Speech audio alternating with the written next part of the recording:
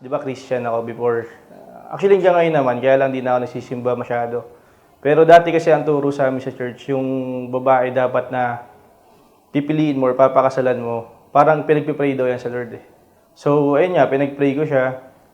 Hindi ko naman akalain na 7 years later, doon lang ibibigay ni Lord. Kumbaga, ganun pala si Lord, hindi niya agad binibigay basta-basta. Pero ibibigay niya rin sa tamang panahon niya. Sobrang saya po ng puso ko. Walang mapaglagyan yung saya ng puso ko pag nai-imagine ko na na-experience ko to. Kasi dati kala ko, wala nang tatanggap sa akin. Ako'y maghihintay, di wala sa gabay. Hindi na makapagsalita. Kita kong nakahakbang. Pagpatuloy nyo lang yung maganda, masayang buhay nyo. Alagaan nyo mabuti si Savior. Mahal namin kayo ni mami mo. Na panghabang buhay. Pero si Mark, nung nakilala niya ako, tinanggap niya ako ng buo. Para kasi akong basag na salamin nun eh.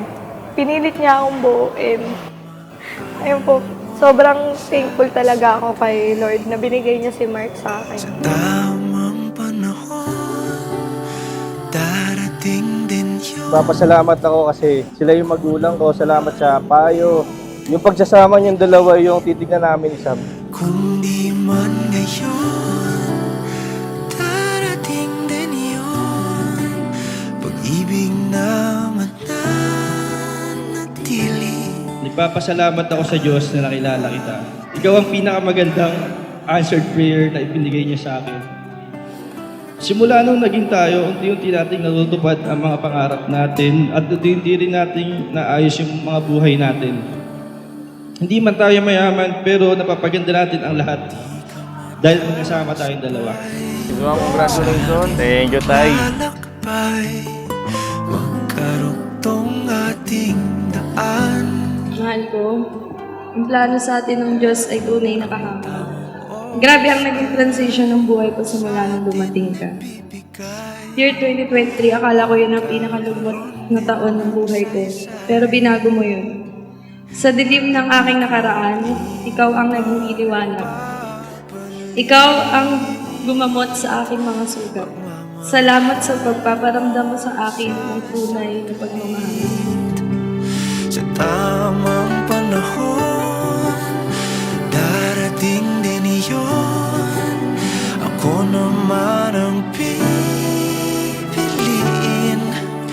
Kung di man ngayon, darating din yun.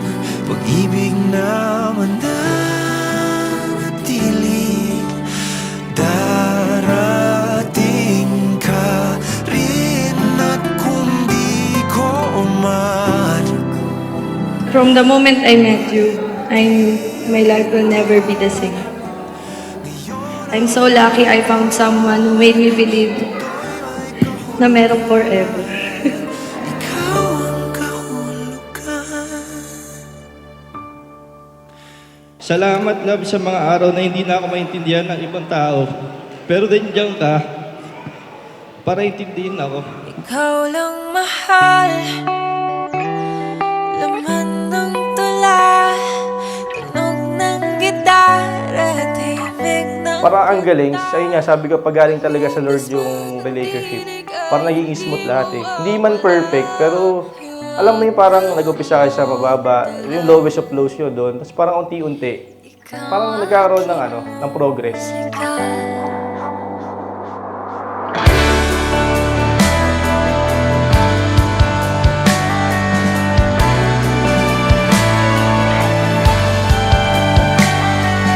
dumating ang araw na hindi na maalala ng iyong mata ang aking Ayun nga, gusto nga sana namin yung plano namin mauna yung wedding, pero na unexpectedly nabuntis ako. So may blessings na dumating. Kaya grabe, hanggang ngayon hindi kami makapaniwala na ikakasal na kami ngayon. ay nababalik lang sana. Ay babalik nung Salamat din sa palagi mong pagpapalakas ng loob sa lahat ng bagay na ginagawa ko. At salamat din sa mga simpleng bagay, lalo na kapag hinahanap ko yung susi at yung wallet ko. Ikaw lang yung nakakahanap.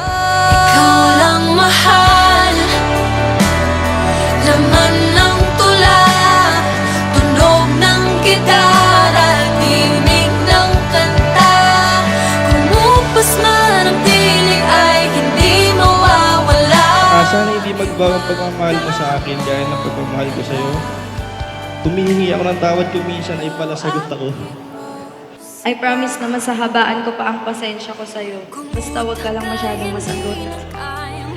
I promise na kahit saan ka magpunta, palagi mo akong kasama.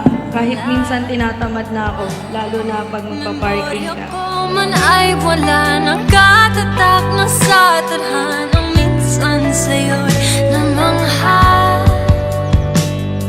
Kung I vow to love you with all my heart. Pinapangako kong ibibigay ang lahat ng meron ako, ang buhay at buong sarili ko. Simula ngayon, hindi na ako si Samantha Sudek.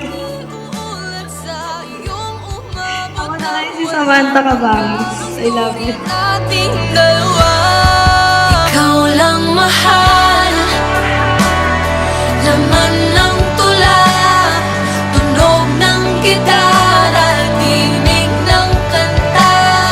Kumupas man ang piling ay hindi mawawala. Huwag ka mong alam, ikaw ang Pinapangako ko, mahal, na lagi kitang mamahalin at pipiliin. Ano man ang mangyari, pangako kong magiging mabuti akong asawa sa iyo at ama kay Savior at sa iba pang magiging anak natin. Hindi ko bibiguin ang magulang mo at hindi ko rin ipapaya ang magulang ko. Sabay natin ipapanalo ang buhay, asawa ko, mahal na mahal kita. Ikaw